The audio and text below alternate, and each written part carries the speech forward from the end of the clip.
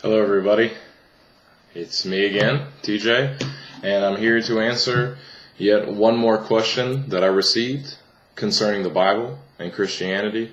And this question was, if God is such a just God and a fair God, then why is there sin in the world? Why is there suffering? And especially, why are there children who are starving and suffering and all the terrible things that happen in this world?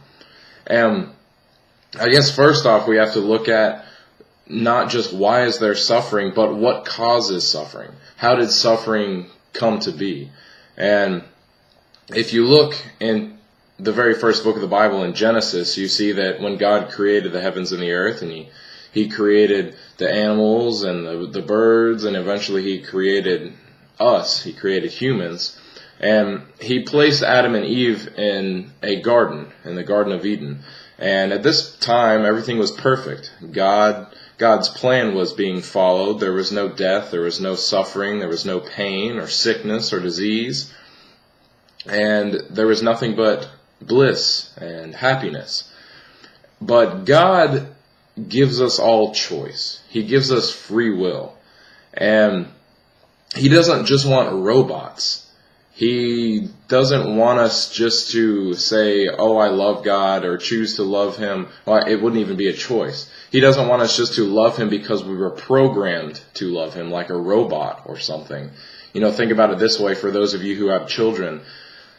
Would it really mean anything to you if every morning your child woke up and it walked into the room and it said, Mommy, I love you, Daddy, I love you, like some kind of robot, because you programmed them to do that? Would that really mean anything to you? Would that bring happiness to you? Or does it make you happy when your child chooses to love you on their own volition, not because you have forced them to do that? So God gave us the choice to love Him and to follow His guidance and follow His lead. And so in the garden He placed a tree which was called the tree of life. And Adam and Eve could freely eat from this tree and live forever. But He also placed another tree called the tree of the knowledge of good and evil. And He told them not to eat of this tree. He said, you can eat of any tree in the garden, but don't eat of this tree. But the choice was still there if they wanted to disobey God. And Eve did do this. She went to the tree and she was deceived and she partook of the fruit and she brought some to Adam, and so they went against God. And by breaking God's law, what He had told them not to do, sin came into the world. And because of this sin, there is suffering and there is pain and all of these terrible things. You know, the Bible says in Romans 6:23 that the wages of sin is death. And then if you look at Romans 3:23, it says that all have sinned and fall short of the glory of God. So in a sense, all of us, because we have sinned, deserve to die. We deserve to die. We deserve to die and not live anymore. But God, in His mercy, in His love, decided that He would send Jesus. He would send Jesus to die in our place. Jesus came and He lived a perfect life. And because of that, because He lived a perfect life, He could die in our place. And so because He lived and He died, if we accept that death as being enough, as He did fully pay the price, then we can escape this sin problem.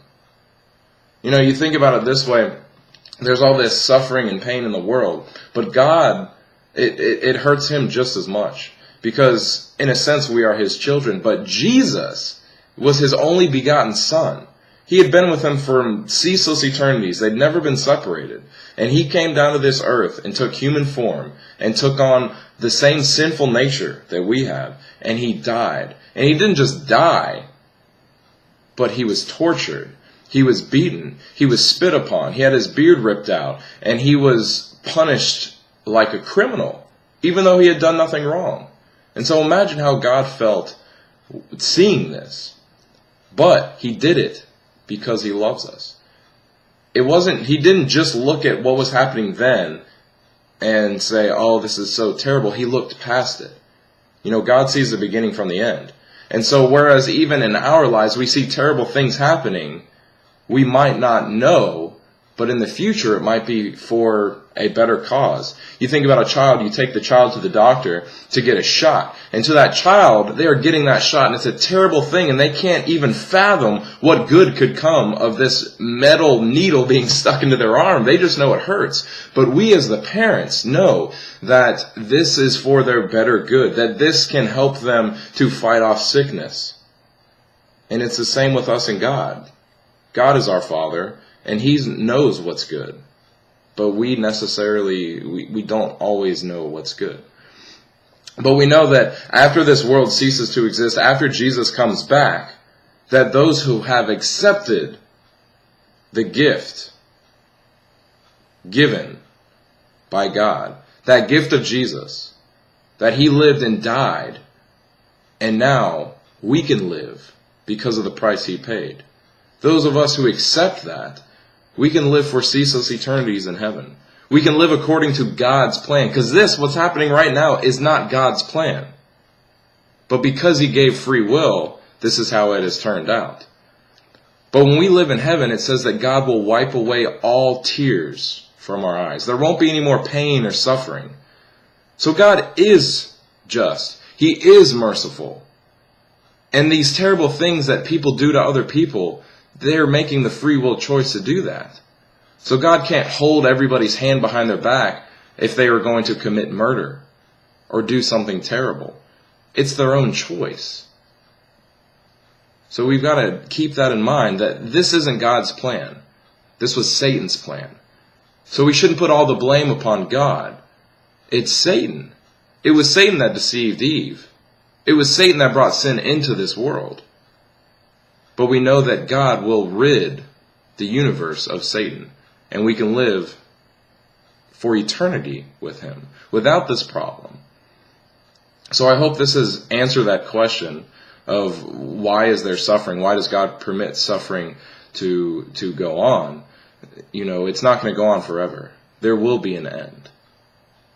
And if you have any more questions, just please send them to me. Comment on this video. Send me a message, and I will answer these questions the best I can. If this video was a blessing to you, if it has been a learning experience, then I ask that you would like the video, subscribe so you can be notified when I make new videos.